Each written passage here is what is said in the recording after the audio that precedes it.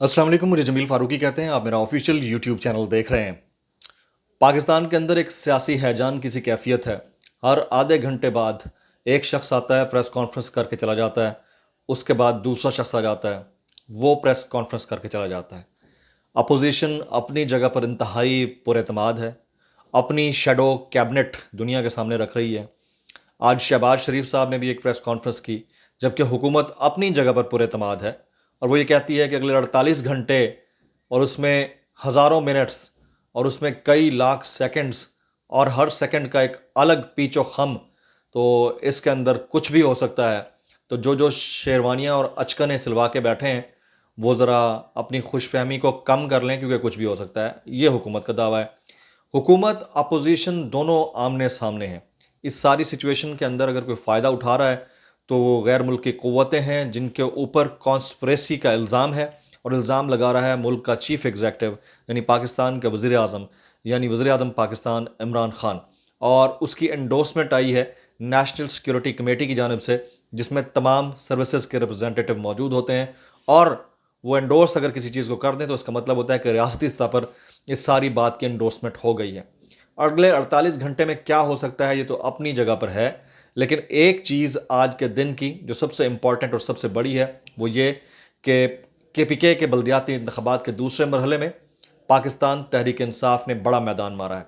यानी वो जमात जिसने पहले मरहले में पाकिस्तान तहरीक इंसाफ को नाकों चने चबवा दिए थे, वो अब बहुत नीचे है, जबकि JUI की बात कर रहा हूँ, PTI सबसे टॉप पर है।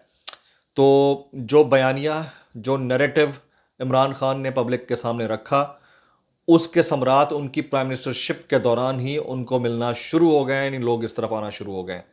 अच्छा, एक चीज़ बड़ी इंपॉर्टेंट है इस सारी सिचुएशन के अंदर कि अपोजिशन जिस जिस जगह से हार खाती है या जहाँ पे उनको शिकस्त मिलती है, उनके नताइज को तस्लीम करने के लिए राज़ी नहीं है।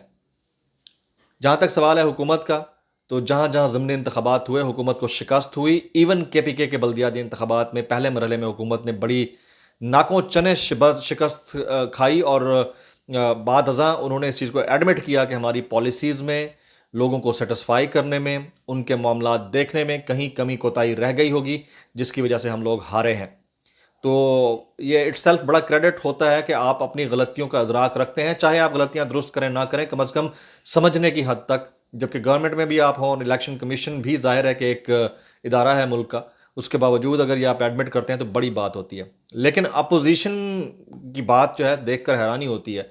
आज साबिक वज़ीर आज़म शाहिद खाकान अब्बासी साहब मीडिया टॉक कर रहे थे और उन्होंने कहा कि KPK के इंतखाबात के जो नताइज हैं मनूवर हुए हैं और वहाँ पर बड़ा पैसा चला है, और पैसा चलने के बाद खान साहब ने वहाँ से सीटें ली हैं।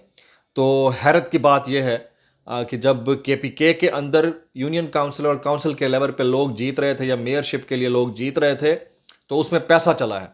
और वहाँ जहाँ पार्लियामान के लिए ख़रीदो फरोख्त हुई है एलिजिडली, और लोगों को पता है कि पाकिस्तान की सियासी तारीख में पैसा चलता है लोगों की वफादारियाँ बदलने के लिए, तो सिंध हाउस के अंदर जो कुछ हुआ वहाँ पर सिर्फ ज़मीर जागा है। और जो इलेक्शंस के अंदर अभी PTI ने कुछ वोट्स लिए हैं, वहाँ पर पैसा चला है। तो ये जो ब्लेम गेम की सियासत है ना, ये इंतहाई अफसोसनाक है। मैं इसलिए PTI को इस मामले के ऊपर क्रेडिट दूंगा कि आप गवर्नमेंट में होते हुए ज़िमनी इंतखाबात हारते रहें, लेकिन एडमिट करते रहें। चंद एक या दो हल्के थे जहां पर बहुत मारामारी हुई, इसके अलावा बाकी हर जगह उन्होंने एडमिट किया कि हाँ हमारी गलती है, हम लोग अपनी पॉलिसीज़ की वजह से मार खा रहे हैं, लेकिन हम इसको रिविजिट करेंगे। और इसी तरह से KPK के पहले इंतखाबात में उन्होंने कहा कि यहाँ पर भी हमारी गलतियाँ थी, हम इसको रिविजिट करेंगे, कोशिश करेंगे कि वहाँ से विन करके दिखाएं। तो अब भी वही इलेक्शन कमीशन है, पहले भी वही इलेक्शन कमीशन था। जब जीत हो तो उसको बड़ा ग्रेसफुली एम्ब्रेस करना चाहिए, और जब हार हो तो उसको बड़ा ग्रेसफुली एडमिट कर लेना चाहिए। इसमें बड़ाई होती है, कोई कमी कोताही नहीं होती है, बट अपोजिशन ने ये शायद वतीरा बना रखा है कि उन्होंने हारने के ऊपर नतायज को तस्लीम नहीं करना है। ये बड़ी गलत बात है। अच्छा, अब इमरान खान साहब के पास क्या ऑप्शंस हैं? ऑप्शंस तो जो हैं वो हम सब के सामने हैं, उसको पहले भी मैं बड़ी डिटेल में डिस्कस कर चुका हूँ कि खान साहब इस्तीफ़ा भी दे सकते हैं। कल सुप्रीम कोर्ट जाने का इंदिया दिया है फवाद चौधरी साहब ने, जिनके पास वजारत कानून का कलमदान भी आ गया है, तो वो सुप्रीम कोर्ट से रुजू करेंगे। अब इस सारी सिचुएशन में अगर सुप्रीम कोर्ट में जाकर, जबकि एक मुल्क के वज़ीर आज़म ने एक थ्रेट کسی سچویشن کا عندیہ دیا, اس کے بعد نیشنل سیکیورٹی کمیٹی نے اس کو انڈورس کیا. تو اس صورتحال کے اندر اگر سپریم کورٹ سنتی ہے اور کل میں کوئی بڑا فیصلہ آ جاتا ہے تو بڑا ڈیسائسو مومنٹ ہوگا پاکستان کی تاریخ کے اندر, ڈیسائسو مومنٹ ہوگا, اور ہو سکتا ہے کہ سب چیزوں کو ہولڈ کرا لیا جائے, کوئی آئینی کارروائی ہونے سے پہلے قانونی کارروائی ہو جائے, تو یہ ہو سکتا ہے. دیر از اے پاسبلٹی, بٹ چانسز بہت کم ہے کیونکہ کل سیٹرڈے بھی ہے, وقت بھی کم ہے. اس سارے کم وقت کے دوران اگر یہ سب کچھ ہوتا ہے تو وہ کس طرح ہوگا.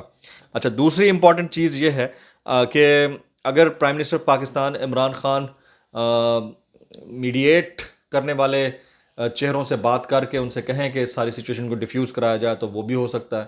اور ایک اور بڑی امپورٹنٹ چیز, لیٹر والے معاملے کے اوپر یہ کہا جا رہا ہے کہ تحقیقات وہی کرے گا جو آنے والے دنوں میں وزیر اعظم ہوگا. یعنی شاہد خاقان عباسی صاحب نے کہا کہ شہباز شریف جب وزیر اعظم بن جائیں گے تو خط کی تحقیقات کریں گے, وہ جو تھریٹننگ لیٹر تھا. تو اگر وہ تھریٹ لیٹر کی تحقیقات وہ بندہ کرے گا جو کل کو وزیر اعظم بن کے آ رہا ہے, اور اسی کے اوپر ہی بالواسطہ ایلیگیشن ہے کہ آپ نے ہی یہ سب کرایا ہے اور انٹرنیشنل کانسپریسی میں آپ اس کا حصہ ہیں, تو پھر تو بات ہی ختم ہو گئی. یعنی آپ قاتل سے مقتول کے قتل کے اوپر تحقیقات کروائیں گے تو یہ بڑی غلط بات ہے, یا جرم کرنے والے سے جرم کے اوپر ہونے والی تحقیقات کروائیں گے تو یہ بڑا سیٹ بیک ہوگا.